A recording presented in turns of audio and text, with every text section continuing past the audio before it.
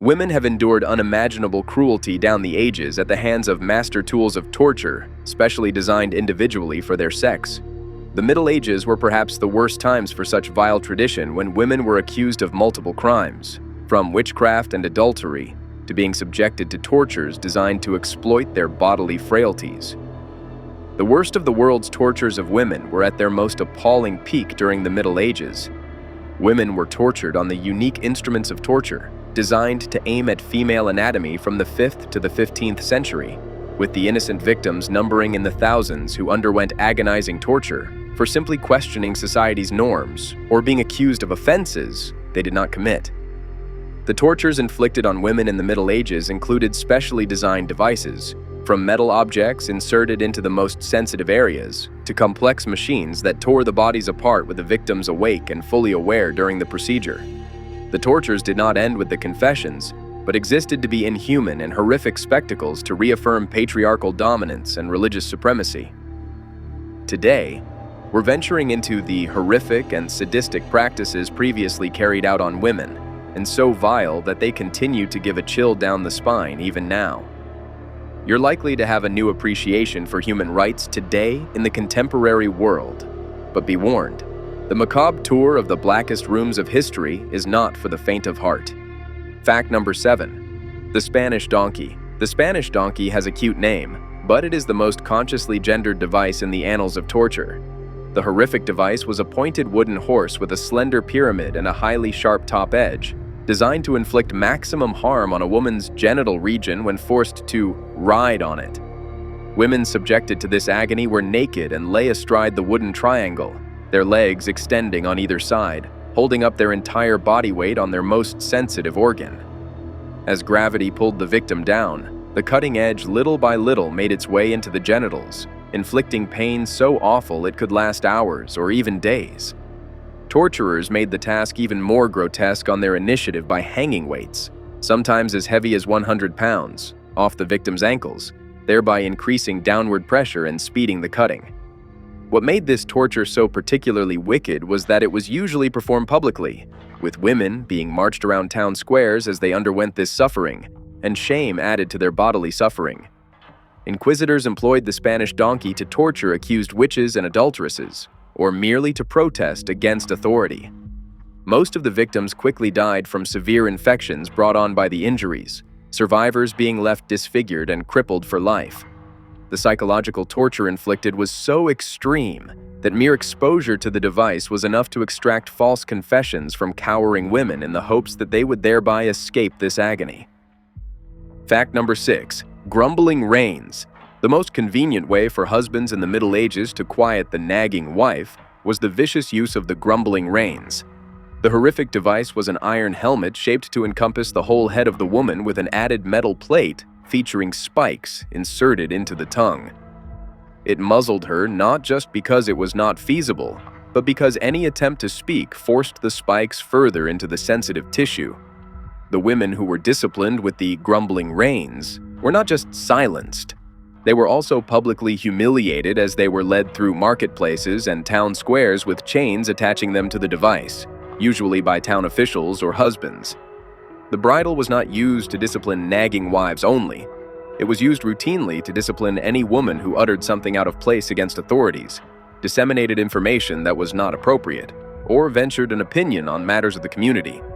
The spiked interior ensured that even involuntary tongue movements resulted in bleeding and swelling, and the metal cage ensured that in the hot sun in the summer, it overheated and added to the pain.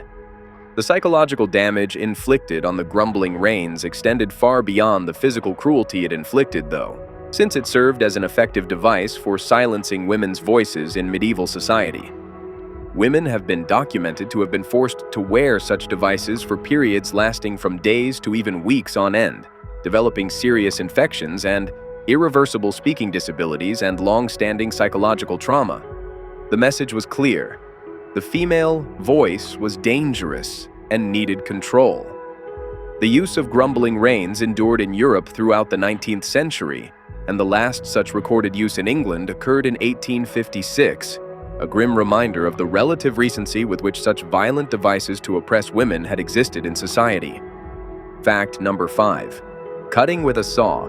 Dividing a human in two is perhaps the cheapest and most horrifically efficient form of murder and torture throughout history. It requires no tool more significant than a simple woodworking saw and two executioners with the intestinal fortitude to be capable of unspeakable cruelty.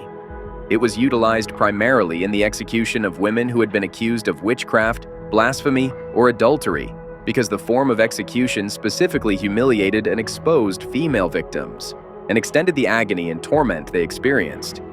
The procedure began with the condemned woman hanging from the ankles in a state of inversion off a branch or wooden platform on the tree, with her legs, sometimes forced apart very wide. The position served not just the purpose of humiliation, it maintained the blood in the upper portion of the torso and the head of the victim, and, therefore, kept her alive and awake for as long as possible during the atrocious procedure. The executioners then began cutting the body in two from between the legs and downwards, the saw's teeth tearing through muscle and flesh, and finally, organs, as the victim was left horrifically aware of the whole procedure. Without anesthesia and pity, women who suffered in such a manner experienced every searing agony as the saw cut through their bodies. The procedure was deliberately slow and lasted longer than an hour in some instances, and saw executioners halt to prolong the agony. The victims pleaded and screamed until they saw hit the vital organs, according to accounts during the era. The punishment was regularly carried out in public squares to act as a deterrent to other women, and audiences would be forced to view the spectacle. The psychological impact did not just stop with the victim, but created a climate of terror that served to suppress female resistance to authority and force compliant behaviors in medieval society. This is becoming increasingly horrifying and gruesome minute by minute, and we will persevere to the end. Fact number 4.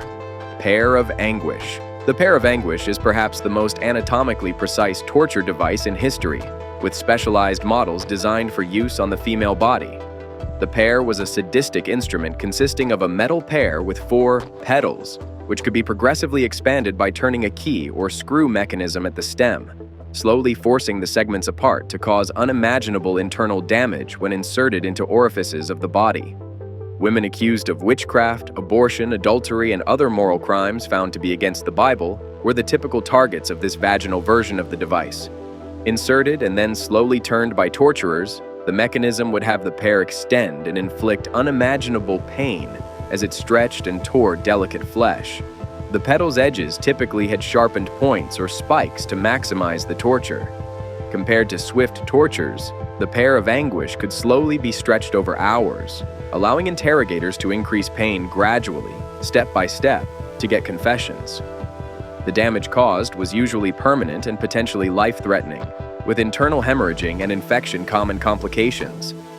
The psychological torture of the Pear of Anguish was equally damaging aside from the physical injury. Women knew that each turn of the key meant more expansion and more agony, creating suffocating terror during interrogation. The instrument was not limited to vaginal application. There were oral and rectal torture versions as well, allowing torturers to threaten all sorts of agony. Historical descriptions indicate that the device was employed throughout late medieval times, up to parts of the 17th century, nearly solely in Inquisition dungeons and other justice institutions in Europe. Conscious manipulation of female anatomy rendered this device a particularly appealing tool for implementing gendered norms of behavior and religious compliance. Fact number 3. Burning the witch death by fire was the traditional method of executing witches, heretics, and blasphemers convicted of witchcraft, heresy, or blasphemy, a penalty that was both extreme physical pain and symbolic purification.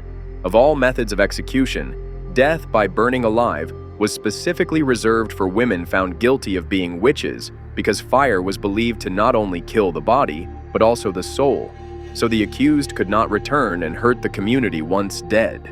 Women sentenced to burning suffered an agonizing series of agony, beginning with the psychological torture of being stripped naked and bound to a stake before mocking crowds.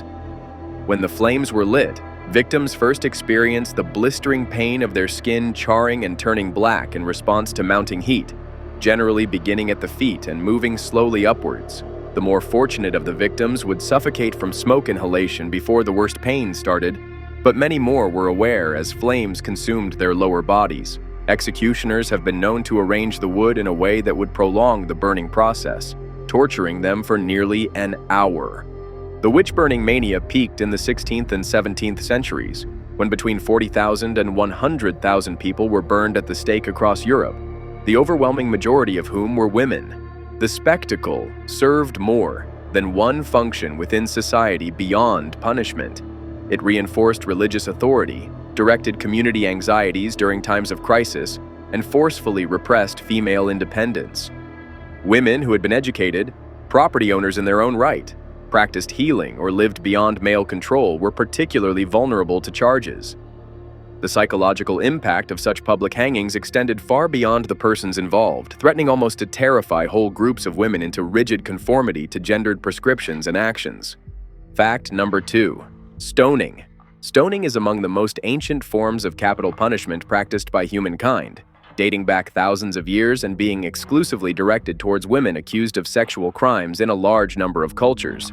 The practice added severe physical suffering to public humiliation, since it made entire communities direct actors in the killing act, as well as the sharers of the killing act and its psychological burden on many individuals. The ritual typically began with the executed woman being half buried up to the neck or chest in a ditch, her hands bound so she could not even attempt to make any defensive actions. The half-burial fulfilled two purposes. It kept the victim immobile, but had her face and upper body exposed targets. In contrast with male victims, who were only buried to the waist, women were half buried deeper to rule out any escape attempt. Once installed, community members would begin pelting stones, carefully selected to be large enough to cause serious harm, but not large enough to kill immediately. The expert sadism ensured maximum suffering, with executions lasting hours as the victim's face and head were gradually hammered out of recognition. Most shocking about stoning in the past is the way it disproportionately was applied to women, mainly for alleged sexual immodesty, whereas men who were similarly charged frequently had lesser penalties imposed. The custom was employed as a convenient vehicle for controlling feminine sexuality and preserving patriarchal strictures. Archaeological records and historical accounts attest to the practice in ancient Middle Eastern, Mediterranean, and Asian cultures, with adaptations of the punishment persisting into contemporary times. In defiance of global human rights prohibitions, stoning is still lawful in some 15 nations in the modern era, predominantly against women and one of history's most lasting practices of gender violence. Fact number 1. Republican marriage. Despite the seemingly romantic name of the Republican marriage, it was one of history's most devious forms of execution, concocted during the Reign of Terror of the French Revolution. It involved tying a naked man and woman face to face and drowning them both, a punishment that combined sexual shame with prolonged suffering and was utilized in disproportionate numbers against nuns and religious women. Victims of this sadistic punishment were all stripped naked and tied together, face to face in sexually suggestive positions, sometimes with deliberate genital alignment to maximize humiliation. The tied pairs, usually priests and nuns or total strangers, were then loaded onto barges that were deliberately sunk into deep rivers. The fear of suffocation amidst closely being stuck with another dying victim in desperation produced unimaginable mental suffering aside from the pain.